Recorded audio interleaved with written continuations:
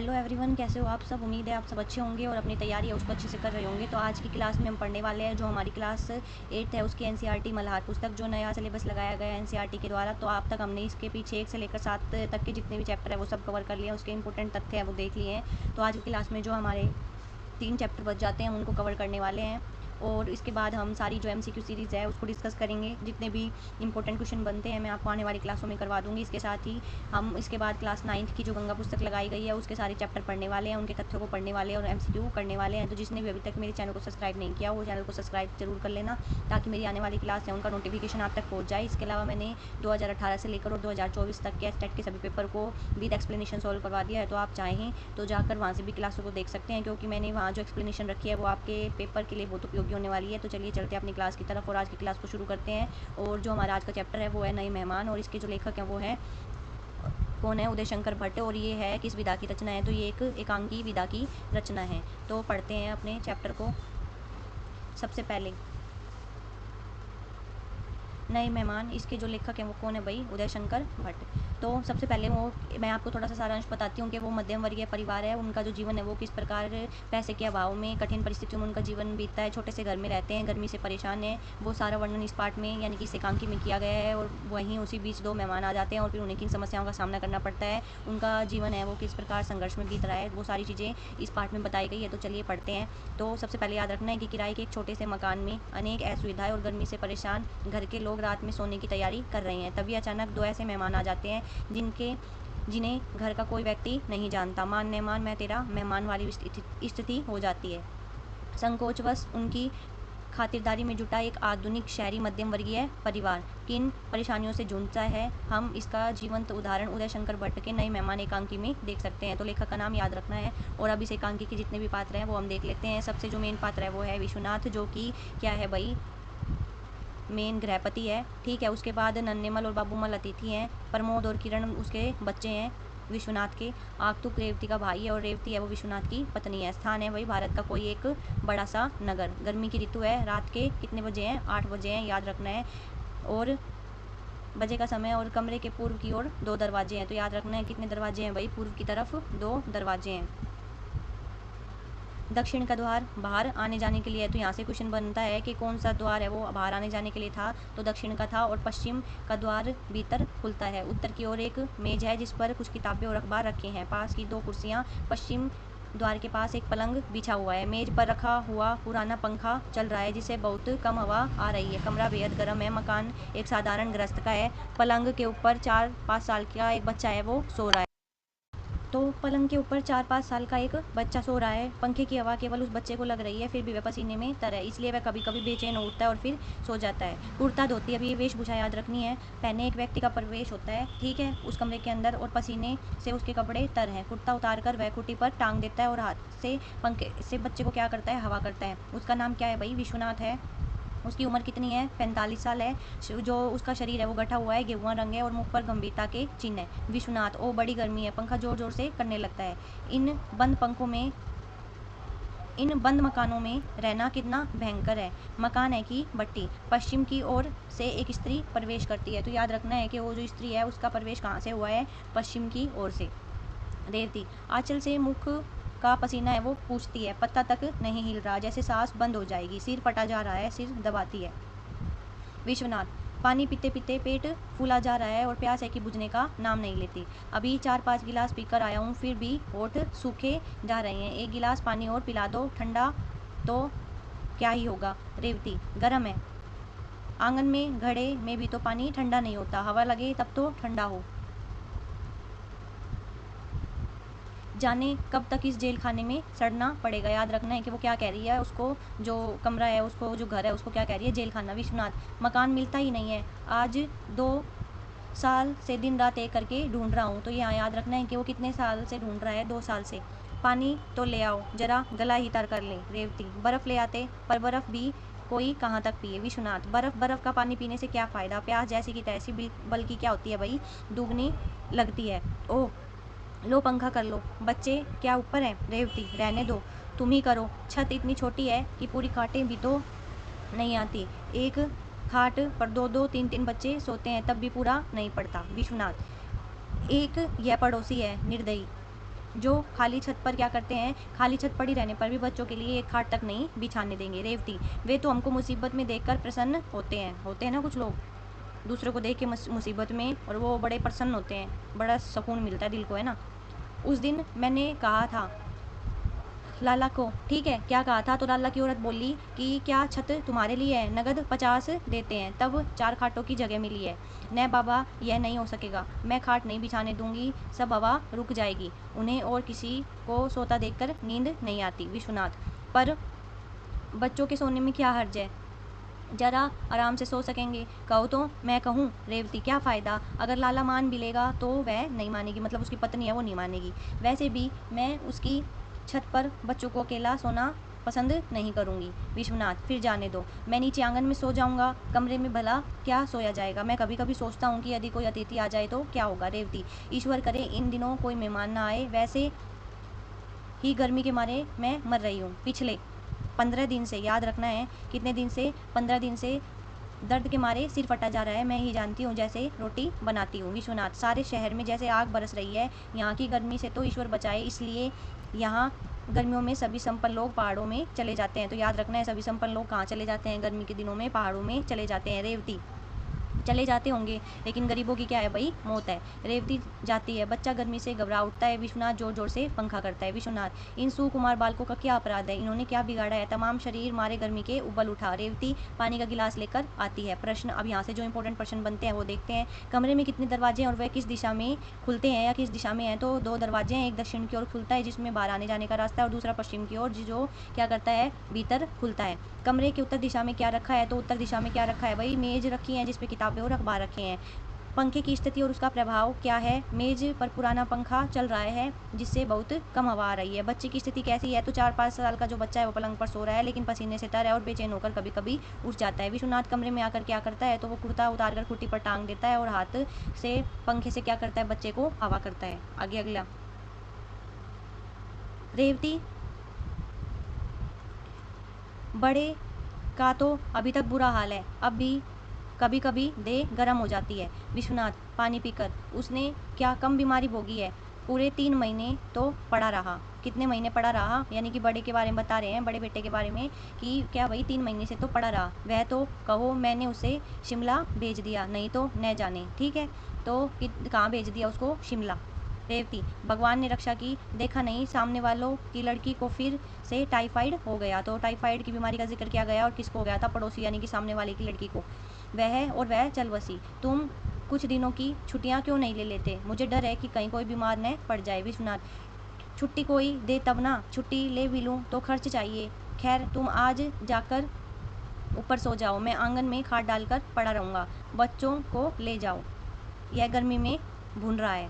वो बच्चे के बारे में कहता है। रेवती, यह नहीं हो सकता, मैं नीचे जाऊंगी, तुम ऊपर छत पर जाकर सो जाओ, और ऊपर भी क्या हवा है, चारों तरफ दीवारें तप रही हैं, तुम ही जाओ ऊपर। विश्वनाथ, यही तो तुम्हारी बुरी आदत है, किसी का कहना नहीं मानोगी, बस अपनी ही आके जाओगी। 15 दिन से सिर दर्द हो रहा है, मैं कहता हूँ खुली हवा में सो जाओगी तो तबीयत ठीक हो जाएगी। रेवती, तुम तो व्यर्थ की जिद करते हो, भला यहाँ आंगन में तुम्हें नींद आएगी?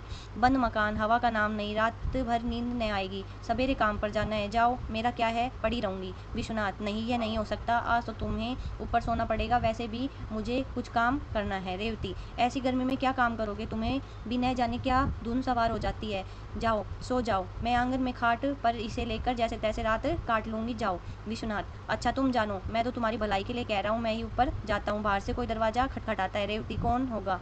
विश्वनाथ, न जाने, देखता हूँ।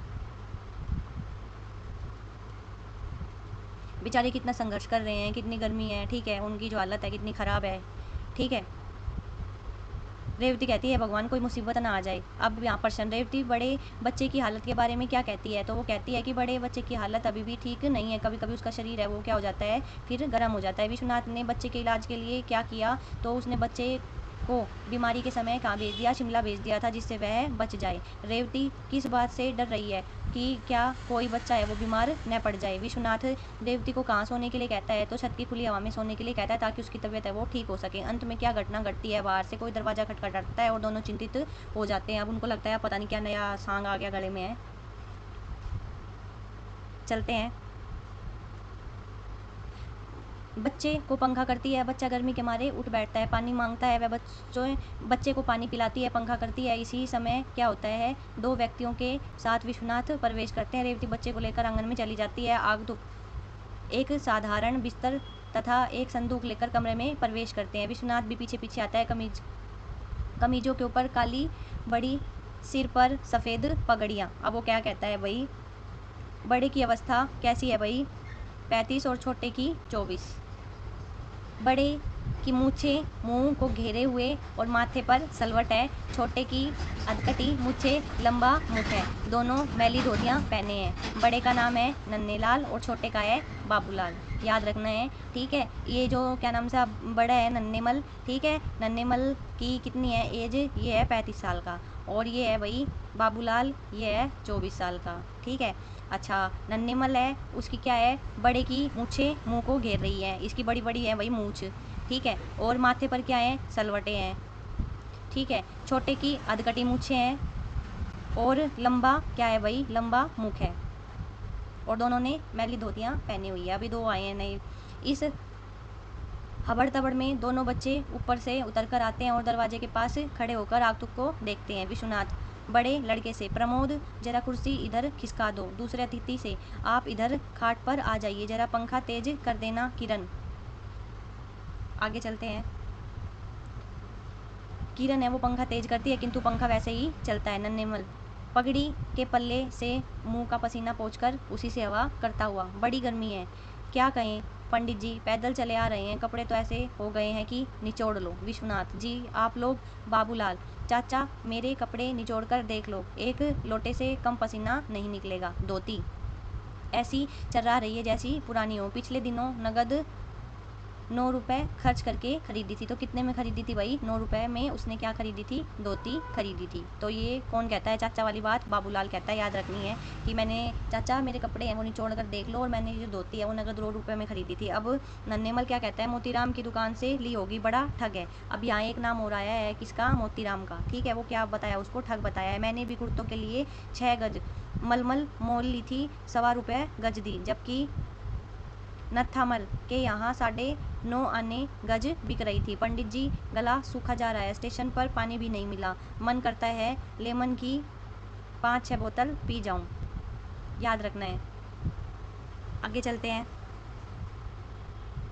बाबूलाल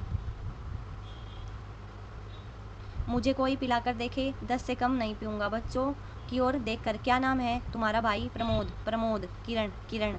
बाबूलाल ठंडा पानी, ठंडा ठंडा पानी पिलाओ दोस्त, प्राण सूखे जा रहे हैं। विश्वनाथ देखो प्रमोद, कहीं से बर्फ मिले तो ले आओ आप लोग। नन्हेमल अपना लोटा कहाँ रखा है, थैले में ही है ना। बाबूमल बिस्तर में होगा चाचा, निकालू क्या, और तो और बिस्तर भी पसीने से भीग गया। चाचा मैं तो पहले नहाऊंगा, फिर जो होगा देखा जाएगा। हाँ नहीं तो, मुझे नहीं मालूम था यहाँ इतनी गर्मी है। नन्हेमल देखते जाओ। हाँ साहब। विश्वनाथ क्षमा कीजिए, आप कहाँ से पधारे। नन्हेमल अरे आप नहीं जानते, वह लाला संपतराम है ने गोटे वाले, वह मेरे चचेरे भाई है। क्या बताएं साहब, उन बेचारों का कारोबार सब चौपट हो गया है। हम लोगों को देखते देखते क्या है भाई, हम लोगों के देखते देखते वह लाखों के आदमी खाक में मिल गए। बाबू यह लो, मेरी बड़ी संदूक में रख दो। अब यहाँ नन्हेमल है उनको बात बता रहा है, ठीक है। अब यहाँ प्रश्न जो बनते हैं, कमरे में कौन कौन प्रवेश करता है, तो 2 नन्हेमल और बाबूलाल, किसके साथ, विश्वनाथ के साथ। आगतुक अपने साथ क्या सामान लेकर आए हैं, एक तो एक बिस्तर और एक संदूक लेकर आए हैं। नन्हेमल और बाबूलाल की वेशभूषा कैसे है, दोनों ने मैली धोती पहन रखी है। इसकी उम्र 35 है, इसकी उम्र 24 है, ठीक है। ऊपर काली बड़ी और सिर पर क्या है, सफ़ेद पगड़ी पहनी हुई है। आगतुक ने गर्मी के बारे में क्या कहा कि बहुत गर्मी है, कपड़े पसीने से भीग गए, स्टेशन पर भी पानी नहीं मिला। नन्हेमल ने अपना परिचय किस प्रकार दिया, उन्होंने बताया कि लाला संतराम क्या है वही का रिश्तेदार है और उसके कहने पर यहाँ आया है। विश्वनाथ कौन संपतराम, बाबूलाल अरे वही गोटे वाले, लाओ ना चाचा संदूक खोलकर बड़ी रखते हुए। माल मसाला तो अंटी में है ना। नन्हेमल नहीं, जेब में है, बड़ी की जेब में है। अब डर की बात क्या है, घर ही तो है। विश्वनाथ, मैं संपत राम को नहीं जानता। नन्हेमल, संपत राम को जानने की क्यों, वह तो आपसे मिले हैं, आपकी तो वह। हाँ, उन्होंने कई बार मुझसे कहा, आपकी तो वह बहुत तारीफ करते हैं। पंडित जी, क्या मकान इतना ही बड़ा है? नन्हेमल, देख नहीं रहे, इसके पीछे एक कमरा दिखाई देता है। पंडित जी, इसके पीछे आंगन होगा और ऊपर छत होगी। शहर में तो ऐसे ही मकान होते हैं। किरण विश्वनाथ से, माँ पूछती है, खाना? नन्हेमल, क्यों बाबूलाल? पंडित जी, कष्ट तो होगा पर तुम जानो खाना तो। बाबूलाल, बस एक साग और पूरी। तो वो क्या कहता है कि क्या खाना? एक साग और पूरी। नन्हेमल, वैसे तो मैं पराठे भी खा लेता हूँ। बाबूलाल, अरे खाने की भली चलाई, पेट ही तो भरना है। शहर में आए हैं तो किसी को तकलीफ थोड़े ही देंगे। देखिए पंडित जी, जिसमें आपको आराम हो, हम तो रोटी भी खा लेंगे, कल फिर देखी जाएगी। नन्हेमल, भूख कब तक नहीं लगेगी, सारा दिन तो गया। बाबूलाल, नहाने का प्रबंध तो होगा। पंडित जी, प्रमोद बर्फ का पानी लाता है। नन्हेमल, हाँ भैया, ला तो जरा, मैं तो 1.5 लोटा पानी पीऊँगा। बाबूलाल, उतना ही मैं। दोनों गट-गट पानी पीते हैं। किरण विश्वनाथ से धीरे से, फिर खाना? विश्वनाथ इशारे से, ठहर जा जरा। इनके बेचारों के क्या मुसीबत गले पड़ी अब है। नन्हेमल, पानी पीकर अब जान में जान आई, सचमुच गर्मी में पानी ही तो जान है। बाबूमल, पानी भी खूब ठंडा है, वाह भाई खुश रहो। विश्वनाथ ने संपत राम के बारे में क्या कहा? विश्वनाथ ने कहा कि जो संपत राम को नहीं जानता, कि वह क्या है भाई? विश्वनाथ ने क्या कहा? उसने तो ये कह दिया कि वो किसी संपत राम को जानता ही नहीं है। नन्हेमल और बाबूलाल खाने के बारे में क्या कहते हैं? वे कहते हैं कि उन्हें केवल साग और पूरी या फिर रोटी मिल जाए वही पर्याप्त है। आगतुक के नहाने के प्रबंध में क्या पूछा गया? तो क्या पूछा गया? उन्होंने पूछा कि नहाने का प्रबंध होगा या नहीं। प्रमोद क्या लेकर आता है? तो वो बर्फ़ का ठंडा पानी लेकर आता है। पानी पीने के बाद नन्हेमल क्या कहता है? वह कहता है कि गर्मी में पानी ही जीवन है और अब उससे राहत मिली। आगे चलते हैं। नन्हेमल, कितने सीधे लड़के हैं। बाबूलाल, शहर के हैं ना। विश्वनाथ, क्षमा कीजिए, मैंने आपको। दोनों, अरे पंडित जी, आप कैसी बातें कर रहे हैं, हम तो आपके पास के हैं। विश्वनाथ, आप कहाँ से आए हैं? नन्हेमल, बिजनौर से। तो वो क्या बताते हैं भाई, कहाँ से आए हैं? बिजनौर से, याद रखना है। विश्वनाथ आश्चर्य से, बिजनौर से? बिजनौर में तो मैं बिजनौर गया हूँ, किंतु। नन्हेमल, मैं जरा नहाना चाहता हूँ। बाबूलाल, मैं भी स्नान करूँगा। विश्वनाथ, पानी तो नल में शायद ही हो, फिर भी देख लो। प्रमोद, इन्हें नीचे नल पर ले जाओ। बाबूलाल, तब तक खाना भी तैयार हो जाएगा। दोनों बाहर निकल जाते हैं। रेवती का प्रवेश। अब वो कहते हैं, क्या कहती है रेवती? यूँ कहती है कि ये लोग कौन है, जान पहचान के तो मालूम नहीं पड़ते। विश्वनाथ, न जाने कौन है। रेवती, पूछ लो ना। विश्वनाथ, क्या पूछ लूँ? 2-3 बार पूछा है। ठीक ठीक क्या है भाई, उत्तर ही नहीं देते। रेवती, मेरा तो दर्द के मारे सिर फटा जा रहा है। इधर पिछली शिकायत क्या है, फिर बढ़ती आ रही है। पहले सोते सोते हाथ पैर क्या है भाई सुन्न हो जाते थे, अब बैठे बैठे हो जाते हैं। विश्वनाथ, क्या बताऊं, जीवन में तुम्हें कोई सुख न दे सका। नौकरी भी तो नहीं, क्या है भाई, नौकर भी तो नहीं टिकता। रेवती, पानी जो 3 मंजिल पर चढ़ाना पड़ता है इसलिए भाग जाता है, और गर्मी क्या कम है? पानी कितनी मंजिल पर चढ़ाना पड़ता है? 3 मंजिल पर, याद रखना है। किसी को क्या ज़रूरत पड़ी है जो गर्मी में बुने? यह तो हमारा ही भाग्य है कि चने की भाड़ में हम क्या कर रहे हैं, बुनते जा रहे हैं। विश्वनाथ, क्या किया जाए? रेवती, फिर क्या, खाना बनाना ही होगा। पर ये है कौन? वो कहती है कि है कौन जो आ गए हैं, जानते भी नहीं हम तो इनको ढंग से। विश्वनाथ, खाना तो बनाना ही पड़ेगा, कोई भी हो, जब आए हैं तो खाना ज़रूर खाएंगे, थोड़ा सा बना लो। रेवती, तुनक्कर, खाना तो खिलाना ही होगा, तुम भी खूब हो। भला इस तरह कैसे काम चलेगा, दर्द के मारे सिर फटा जा रहा है, फिर खाना बनाने के लिए, और इस समय आखिर ये आए कहाँ से है? विश्वनाथ कहते हैं बिजनौर से आए हैं। रेवती, बिजनौर? क्या बिजनौर में तुम्हारी कोई जान पहचान है? ठीक है, अपना कोई रिश्तेदार या कोई आदमी वहाँ रहता भी नहीं है। विश्वनाथ, बहुत दिन हुए, एक बार काम से बिजनौर गया था, पर तब से अब तक 20 साल हो गए हैं। वो कितना क्या कह रहा है कि अब तक है ना, कितने मेरे को बिजनौर गए तो 20 साल हो गए हैं, और मेरे को याद नहीं आ रहा कि मेरा कोई वहाँ पे कोई नोन है क्या, जानकार है क्या। तो यहाँ इंपॉर्टेंट क्वेश्चन, नन्हेलाल बच्चों के बारे में क्या जानता है? क्या कहता है? वह कहता है कि बच्चे हैं वो बहुत सीधे साधे हैं। आगतुक अपने आने का स्थान कहाँ बताते हैं, वे कहाँ बताते हैं, बिजनौर से। रेवती को आगतुक के बारे में क्या शंका होती है कि उसे लगता है कि वे पहचान के हैं, वो नहीं लगते, और संदेह पैदा होता है कि वे कौन है। विश्वनाथ आगतुक के लिए क्या करने का निर्णय लेता है, क्या करने का, खाना बनाया जाए चाहे वह कोई भी क्यों ना हो। विश्वनाथ का बिजनौर से क्या संबंध है, क्या संबंध है कि वो बिजनौर गया था कई वर्ष पहले, लेकिन अब वो समय है बहुत पीछे बीत चुका है, और वो समय कितना था, 20 वर्ष। रेवती, सोच लो, शायद वहाँ कोई साहित्यिक मित्र हो, उसी ने इन्हें भेजा हो। तो वो कहती है कि हो सकता है भाई किसी आपका कोई साहित्यिक मित्र हो, उसी ने भेजा हो। विश्वनाथ, ध्यान तो नहीं आता, फिर भी कदाचित कोई मुझे जानता हो और उसी ने भेजा हो। किसी संपतराम का क्या बता रहे हैं, नाम बता रहे हैं, मैं जानता भी नहीं। रेवती, बड़ी मुश्किल है, मैं खाना नहीं बनाऊंगी, पहले आत्मा फिर परमात्मा। वो कहती है कि पहले आत्मा और फिर परमात्मा, जब शरीर ही ठीक नहीं रहता तो फिर और क्या करूं। विश्वनाथ, क्या कहेंगे कि रात भर भूखा मारा, बाजार से कुछ मंगा दो ना। रेवती, बाजार से क्या मुफ्त में आ जाएगा, 3-4 रुपए से कम में क्या इनका पेट भरेगा, पहले तुम पूछ लो, मैं बाद में खाना बनाऊंगी। बाबूलाल का क्या होता है, प्रवेश होता है, और रेवती का दूसरी ओर से जाना। बाबूलाल, तबीयत अब शांत हुई, फिर भी पसीने से नहा गया हूँ, न जाने पंडित जी आप यहाँ कैसे रहते हैं, पंखा करता है। विश्वनाथ, 8-9 लाख आदमी इस शहर में रहते हैं, इनमें से 6-7 लाख आदमी इसी तरह के मकानों में रहते हैं। तो वो कहते हैं कि 8 से 9 लाख आदमी है वो इसी शहर में रहते हैं, लेकिन 6 से 7 है वो 6 से जो 7 हैं वो इसी प्रकार से छोटे घरों में वो रहते हैं, और इसी प्रकार का जो जीवन है वो अपना बिताते हैं। आगे क्या कहते हैं, ऊपर छत से शोर मचता है, क्या बात है, कैसा झगड़ा है। प्रमोद आकर उन्होंने दूसरी छत पर हाथ धो लिए, पानी फैल गया, इसी पर पड़ोस की स्त्री चिल्ला रही है, मैंने कहा सवेरे साफ कर देंगे, इन्हें मालूम नहीं था। विश्वनाथ, तुमने क्यों नहीं बताया कि हाथ दूसरी जगह धो। प्रमोद, मैं पानी पीने चला गया था, वहाँ उषा रोने लगी, उसे क्या है, चुप कराया, पानी पिलाया और पंखा जलता रहा। विश्वनाथ, चलो कोई बात नहीं, उनसे कह दो कि सवेरे साफ कर देंगे। नेपथ्य में, अरे बाबू मेरी धोती दे देना, मैं भी क्या है भाई ना लूँ। आगे बाबूलाल, लाया चाचा, जाता है।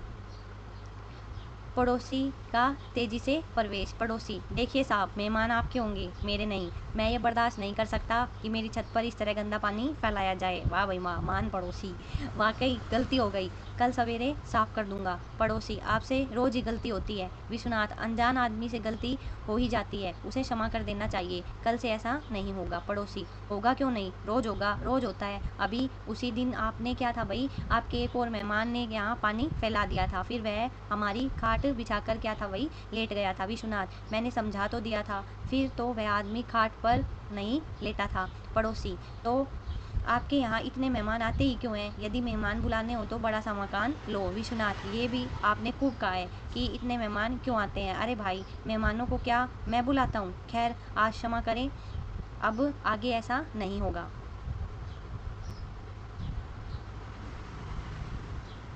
पड़ोसी, कहाँ तक कोई क्षमा करे, क्षमा क्षमा, बस एक ही बात याद कर ली है, क्षमा। पड़ोसी चला जाता है, दोनों अतिथि आते हैं, दोनों, क्या बात है। विश्वनाथ, कुछ नहीं, आप धोतियाँ छज्जे पर सुखा दे। नन्हेमल क्या कहता है, सचमुच हमारी वजह से आपको बड़ा कष्ट हुआ भैया, जरा सा पानी और पिला दो, उफ बड़ी गर्मी है। हाँ साहब, खाने में क्या देरदार है, बात यह है कि नींद बड़ी जोर से आ रही है। विश्वनाथ, देखिए मैं आपसे 1-2 बात पूछना चाहता हूँ। नन्हेमल, हाँ हाँ पूछिए, मालूम होता है आपने हमें पहचाना नहीं है। विश्वनाथ जी, हाँ, बात यह है कि मैं बिजनौर गया तो अवश्य हूँ, पर बहुत दिन हो गए। नन्हेमल, तो क्या हर्ज है, कभी कभी ऐसा भी हो जाता है कि हम तो आपको जानते हैं, कई बार आप हमको नहीं देखा हो, कई बार आपको देखा भी है। वो कहता है कि हमने आपको भाई कई बार देखा भी है। तो यहाँ पर सन है, रेवती आगतुक को के आने के बारे में क्या अनुमान लगाती है, तो वह सोचती है कि शायद बिजनौर से किसी साहित्यिक जो मित्र है उसने भेजा। और रेवती खाना बनाने से क्यों मना करती है, वह कहती है कि उसकी तबीयत ठीक नहीं है, इसलिए पहले शरीर की तरफ वो है अपना ध्यान देगी। पड़ोसी क्यों नाराज होता है, क्योंकि उनकी छत पर गंदा पानी फैला दिया जाता है और उसे क्या होता है, कष्ट होता है। विश्वनाथ पड़ोसी को क्या आश्वासन देता है, वो कहता है कि अनजाने में हुई गलती है और सुबह छत को साफ करवा देगा। नन्हेमल विश्वनाथ से क्या कहता है कि वो उसे पहचानते हैं और कई बार देख भी चुके हैं। आगे चलते हैं। अगला है बाबूलाल, लाला भानामल की लड़की की शादी में आप निजामाबाद गए थे, अब याद रखना किसकी शादी थी, भानामल की लड़की की शादी थी और उसमें वो कहाँ गए थे, निजामाबाद गए थे। नन्हेमल, अरे दूर क्यों जाते हो, अभी पिछले साल आप मुरादाबाद गए थे। विश्वनाथ, हाँ पिछले साल मैं लखनऊ जाते हुए 2 दिन के लिए जगदीश प्रसाद के पास मुरादाबाद ठहरा था। कहाँ ठहरा था, जगदीश प्रसाद के पास मुरादाबाद। नन्हेमल, हाँ सेठ जगदीश प्रसाद के यहाँ हमने आपको देखा था। बाबूलाल, उनकी आटे की मिल है, क्या कहने हैं, उनके बड़े आदमी हैं, हम उन्हीं के रिश्तेदार हैं। विश्वनाथ, पर उनका तो प्रेस है। नन्हेमल, प्रेस भी होगा, उनकी एक बड़ी मिल भी है। अब एक और गन्ने की मिल बिजनौर में खुल रही है। तो याद रखना है कि वो सेठ जगदीश प्रसाद की बात करते हैं कि वो उनके क्या है, आटे की मिल है, लेकिन वो कहते हैं उसके प्रेस भी है। फिर वो कहते हैं प्रेस तो होगी, लेकिन अब वो क्या है भाई, एक और गन्ने की मिल भी खोल रहे हैं, आटे की मिल भी है। बाबूलाल, अगले महीने तक खुल जाएगी। हाँ भैया पानी ले आओ।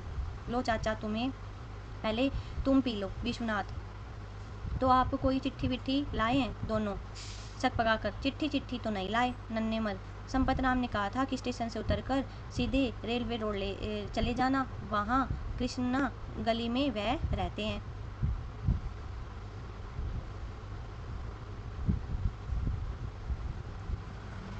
विश्वनाथ, पर कृष्णा गली तो यहाँ क्या है, 6 है। कौन सी गली में बताया था, वो कह रहा है कि कृष्णा गली तो यहाँ कितनी है भाई, 6 है। ठीक है। नन्हेमल, 6 है, बहुत बड़ा शहर है साहब, हमें तो यह मालूम नहीं था, शायद बताया हो, शायद ही नहीं रहा, याद ही नहीं रहा। विश्वनाथ खींचकर, जिसके यहाँ आपको जाना है उसका नाम भी तो बताया होगा।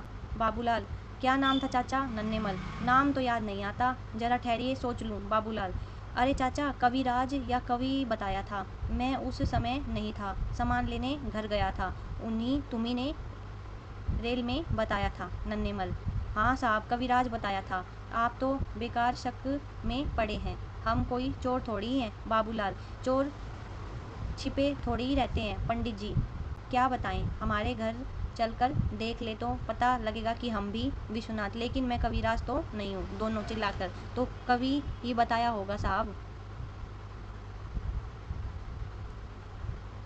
नन्हेमल, हमें याद नहीं आ रहा, हमें तो जो पता दिया था उसी के सहारे आ गए, नीचे आवाज़ लगाई और आप मिल गए, ऊपर चढ़ाए। पहले हमने सोचा होटल या धर्मशाला में ठहर जाएं, फिर सोचा घर के ही तो हैं, चलो घर ही चलें। विश्वनाथ, जिनके यहाँ आपको जाना था वह काम क्या करते हैं। नन्हेमल, काम, क्या काम बताया था बाबू। बाबूलाल कहते हैं, मेरे सामने तो कोई बात ही नहीं हुई, मैं तो सामान लेने चला गया था, आप तो पंडित जी, शायद वैद्य। ठीक है, तो जिनके यहाँ जाना था वो क्या बता रहे हैं भाई, वो थे वैद्य। नन्हेमल, हाँ याद आया, बताया था वैद्य। नन्हेमल कहते हैं कि याद आया, वैद्य बताया था। विश्वनाथ, पर मैं तो वैद्य नहीं हूँ। प्रमोद, पिछली गली में कविराज वैद्य रहते हैं। विश्वनाथ, हाँ हाँ ठीक कही आप, कविराज रामलाल वैद्य के यहाँ तो नहीं आए हैं। दोनों उछलकर, अरे हाँ वही तो कविराज राममल। विश्वनाथ, शायद वह उधर के हैं अभी, वो कहते हैं कि हाँ शायद वो उधर के है भी, जाना था कहीं, पहुँच गए कहीं। नन्हेलाल और बाबूलाल विश्वनाथ के यहाँ मिलने की बात कहते हैं, कि कहाँ मिलने की बात कहते हैं, वो कहते हैं कि उन्होंने विश्वनाथ को सेठ जगदीश प्रसाद के साथ मुरादाबाद में देखा था। विश्वनाथ ने उनसे कौन सा प्रमाण मांगा, तो क्या मांगा था, चिट्ठी मांगी थी। आगतू किस गली का पता बताते हैं, तो कृष्ण गली में जाना था, पर सही गली याद नहीं। आगतुकों को किस व्यक्ति के घर जाना था, तो रामलाल वैद्य के जाना था। विश्वनाथ ने अपनी पहचान के बारे में क्या स्पष्ट किया, कि वह न तो वैद्य और न ही कविराज है।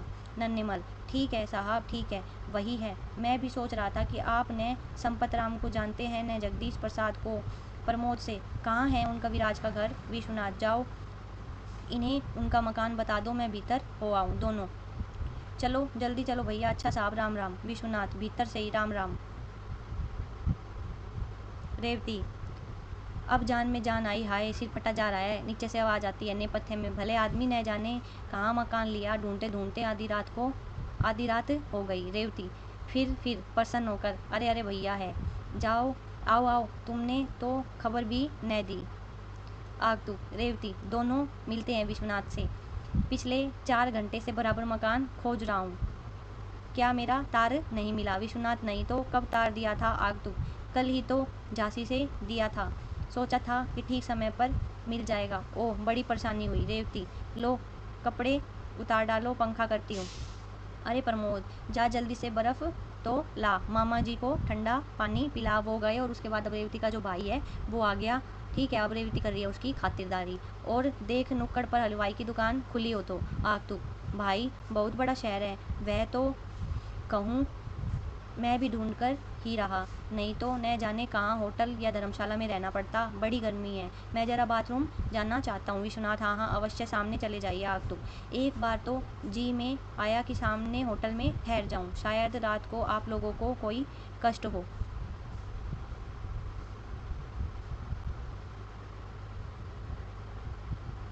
रेवती, ऐसा क्यों सोचते हो? कष्ट काहे का? हम तो, यह तो हम लोगों का कर्तव्य है। अच्छा तुम तैयार हो, मैं खाना बनाती हूँ। आग तू। भाई देखो, इस समय खाना वाना रहने दो, मैं पानी पीकर सो जाऊँगा। वैसे मुझे क्या है भाई, भूख भी नहीं है। रेवती जाती हुई लौटकर, कैसी बातें करते हो भैया, मैं अभी खाना बनाती हूँ, अब इसके सिर में दर्द नहीं हो रहा। आगतुक, इतनी गर्मी में रहने दो ना। विश्वनाथ, तुम नहाने तो जाओ। आगतुक जाता है रेवती से, कहाँ कहो अब। रेवती, अब क्या, मैं खाना बनाऊंगी भैया, भूख भूखे नहीं सो सकते। अब वो कह रही है कि भाई मैं तो खाना बनाऊंगी, जो अभी तक कह रही थी कि मेरे सिर में दर्द हो रहा है, मैं खाना नहीं बनाऊंगी। आगे चलते हैं। तो विश्वनाथ ने नन्हेमल और बाबूलाल को क्या कहा कि उसने प्रमोद से कहा कि वो कविराज के घर पे उनको छोड़ आए। उसने उनके जाने के बाद रेवती ने क्या किया, रेवती को रात की सांस आई। ठीक है, नया आगतुक कौन निकला, तो वो कौन था भाई, रेवती का भाई था। आगतुक को घर ढूंढने में क्या परेशानी हुई, उसको 4 घंटे तक वो घर खोजता रहा। अंत में रेवती क्या निर्णय लेती है कि वो क्या करेगी, खाना बनाएगी, क्योंकि उसका जो भाई है वो भूखा नहीं सो सकता। और यहाँ ही वो उनका जो चैप्टर है ये ख़त्म हो जाता है, एकांकी। और अब हम अपने अगले चैप्टर पे चलते हैं, जो कि एक कविता है, आदमी का अनुपात। और इसके जो लेखक हैं वो गिरिजा कुमार माथुर हैं। तो दो व्यक्ति कमरे में, कमरे से छोटे, कमरा है घर में, घर है मोहल्ले में, मोहल्ला है नगर में, नगर है प्रदेश में, प्रदेश कई देश में, देश कई पृथ्वी पर, अनगिनत नक्षत्रों में, पृथ्वी एक छोटी, करोड़ों में एक ही। अब यहाँ से पंक्ति देके क्वेश्चन पूछ सकता है कि किन की पंक्ति है, एक ही सबको समेटे है। तो इस जो कविता है, इस कविता में कवि ने क्या बताने का प्रयास किया है, इस कविता में कवि ने, सबसे पहले तो इनका नाम याद रखना है, गिरिजा कुमार माथुर, आदमी का अनुपात कविता से है। यह है जो काव्य पंक्ति है, ये जो कविता है क्या बताती है, ब्रह्मांड की विशालता के संदर्भ में मानव के छोटे और नगण्य अस्तित्व का बोध कराती है कि ब्रह्मांड बहुत विशाल है और मानव का अस्तित्व बहुत छोटा है।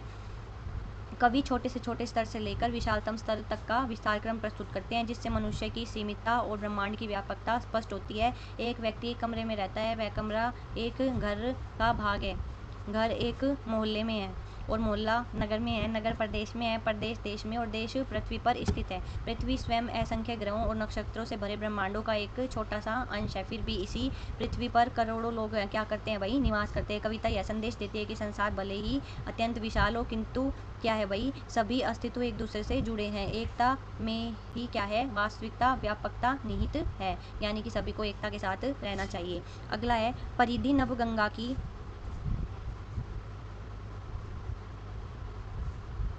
एक मिनट।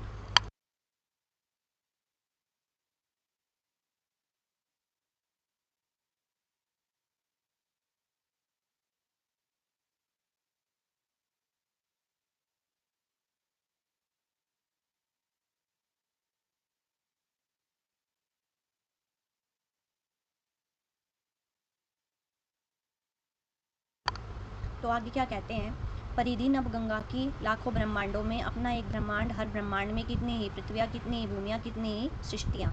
तो अब यहाँ आगे बताते हैं, कवि क्या बताते हैं कि कवि ब्रह्मांड की असीम विस्तारशीलता का चित्रण करते हैं परिधि नवगंगा की से। आशय उस अनंत आकाशीय विस्तार से है जिसकी सीमा का अनुमान लगाना भी कठिन है। कवि लाखों ब्रह्मांडों की कल्पना करते हुए बताते हैं कि हमारी समझ से कई अधिक व्यापक है ये सृष्टि। प्रत्येक ब्रह्मांड के भीतर अनेक लोक और क्या है, पृथ्वियाँ और सृष्टियाँ हैं। यह विचार मनुष्य को यह समझने के लिए प्रेरित करता है कि उसका जो अस्तित्व है इस विराट व्यवस्था में मात्र एक बिंदु के समान है। यह अनुभूति मनुष्य में विनम्रता और व्यापक दृष्टिकोण का क्या करती है, विकास करती है, उसको विकसित करती है। यह है अनुपात आदमी का विराट से। इस पर भी आदमी ईर्ष्या, अहम, स्वार्थ, घृणा, अविश्वास, लीन, संख्यातीत शंख सी दीवारें उठाता है, अपने को दूजे का स्वामी बताता है, देशों की कौन कहे, एक कमरे में दो दुनिया रचाता है।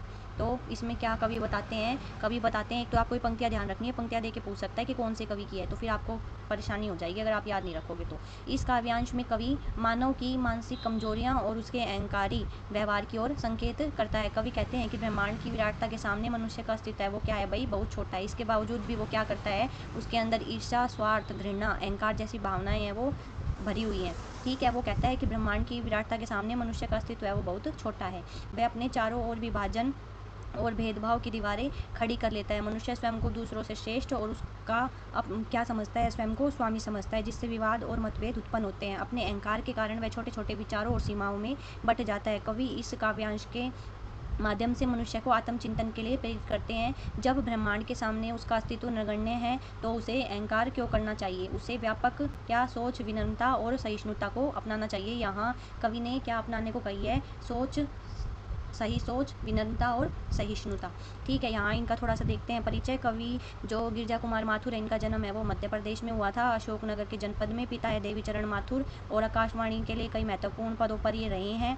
ठीक है, गिरजा कुमार माथुर जी, और इन्होंने अनेक विधा में रचना की है, नाटक, गीत, कहानी और निबंध। उसके बाद इनकी जो रचनाएं हैं, मंजीर, नाश और निर्माण, धूप के दान, शिलापंख, चमकीले, ठीक है, मैं वक्त के सामने, ठीक है, मैं वक्त के हूँ सामने। और इनका जो प्रसिद्ध भावर गीत हैं होंगे कामयाब, भावांतर गीत। ठीक है, तो हम होंगे कामयाब, ये मोस्ट इम्पोर्टेंट है, ये हमको याद रखना है।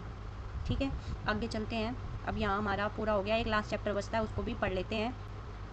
तो यह है तरुण के स्वप्न। नेताजी, मैं इसको एक बार बड़ा कर देती हूँ।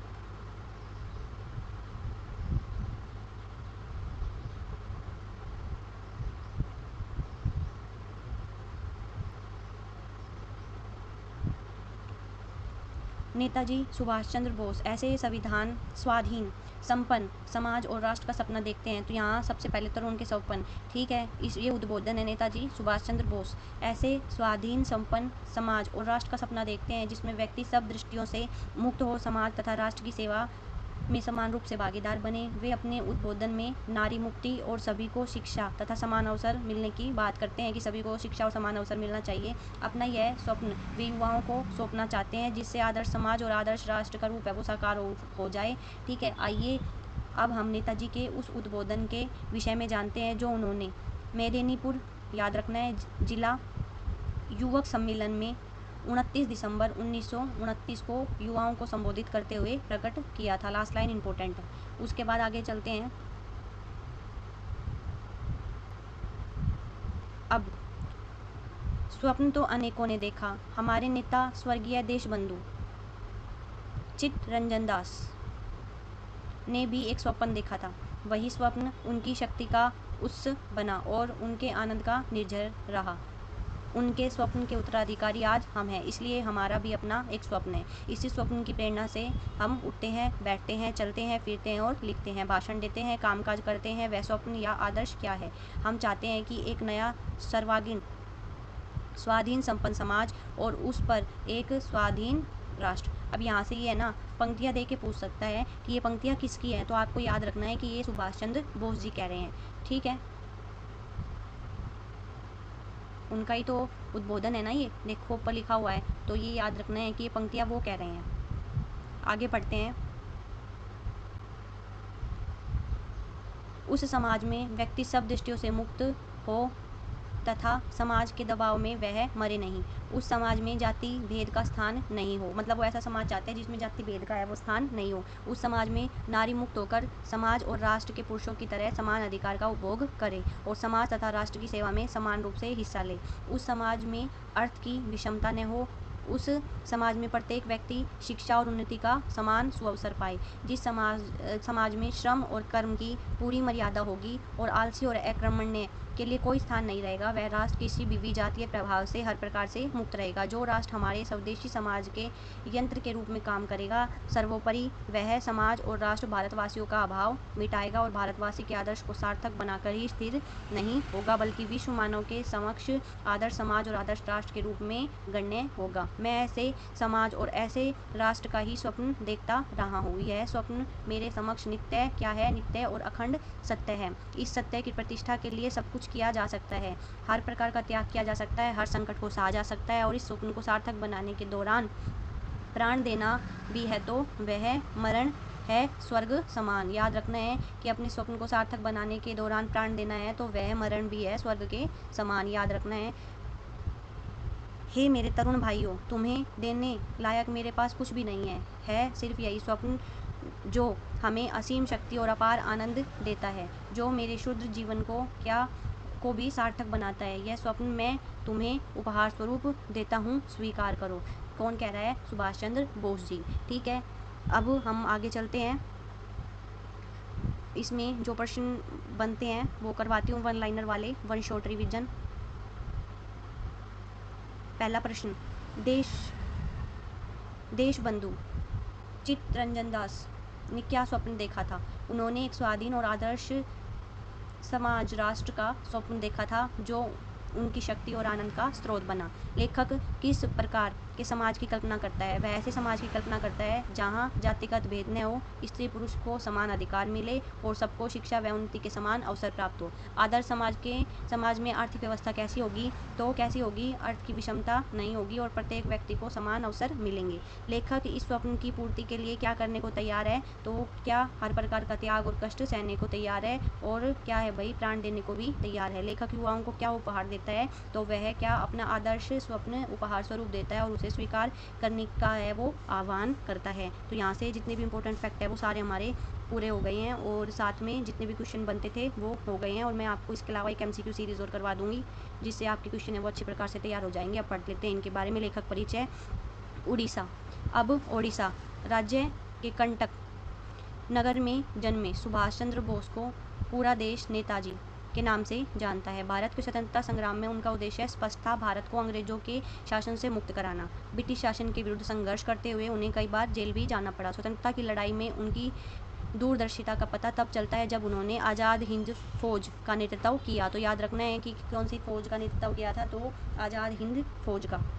सन 1857 में भारतीय सैनिकों ने स्वतंत्रता प्राप्ति के लिए जिस तरह एकजुट होकर युद्ध किया, उसके बाद सुभाष चंद्र बोस ही ऐसे महान सेनानी हुए जिन्होंने आज़ाद हिंद फौज के माध्यम से एकजुट होकर अंग्रेजों को चुनौती दी। उन्होंने सैनिकों को दिल्ली चलो और जय हिंद का, याद रखने दोनों नारे, जय हिंद का नारा दिया। सुभाष चंद्र बोस ने भारत को स्वतंत्रता दिलाने के लिए क्रांति का एक ऐसा बिगुल बजाया कि पूरा देश जय हिंद के नारों से गूंज उठा। उन्होंने तुम मुझे खून दो मैं तुम्हें आज़ादी दूंगा। ठीक है, तुम मुझे खून दो और मैं तुम्हें आज़ादी दूंगा। ये किसने कहा? सुभाष चंद्र बोस ने। और अभी कमेंट में मुझे लिख के बताना कि आजकल एक बयान बड़ा वायरल चल रहा है कि तुम मुझे खून दो और मैं तुम्हें आज़ादी दूंगा। ये नारा फिलहाल किसका बताया जा रहा है? ठीक है, बताना मुझे कमेंट करके। जैसा प्रेरक नारा भी दिया, सुभाष चंद्र बोस ने एक स्वाधीन भारत यानी कि स्वाधीन राष्ट्र और आत्मनिर्भर समाज का स्वप्न देखा। उनके जीवन के विषय में जानना, भारतीय स्वतंत्रता आंदोलन के इतिहास को जानना है। द इंडियन स्ट्रगल उनकी चर्चित पुस्तक है। याद रखना है कि इनकी, सुभाष चंद्र बोस की। प्रकाशन विभाग, भारत सरकार ने नेताजी सुभाष चंद्र बोस का वाग्दम्य यानी कि संपूर्ण लेखन प्रकाशित किया। इस प्रकाशन में उनके उपलब्ध सभी कार्यों, पत्रों और टिप्पणियों, भाषणों आदि को सम्मिलित किया गया है। तो इसी के साथ हमारी जो क्लास 8th की NCERT है मल्हार, ठीक है, वो पूरी होती है। और मैंने 6th की पूरी कर दी, 7th की पूरी कर दी और 8th की भी पूरी कर दी और इसके MCQ भी करवा दिए हैं तीनों क्लासों के। तो आप पुरानी क्लास से जाकर देख लेना। अब हम अगली क्लास में 9th की जो हमारी गंगा पुस्तक है उसको पूरे विस्तार के साथ पढ़ने वाले हैं और साथ में हमारी जितने भी इंपॉर्टेंट क्वेश्चन बनते हैं उनको तैयार करने वाले हैं। तो मिलते हैं अपनी अगली क्लास में। सभी को धन्यवाद, राधे राधे। अगर क्लास अच्छी लगी हो तो लाइक करके ज़रूर जाना।